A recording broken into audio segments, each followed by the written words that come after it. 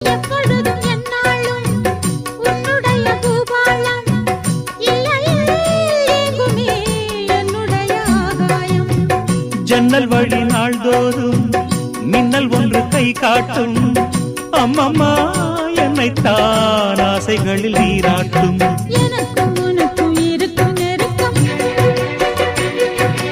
இளமை தொடங்கி முதுமை வரைக்கும்.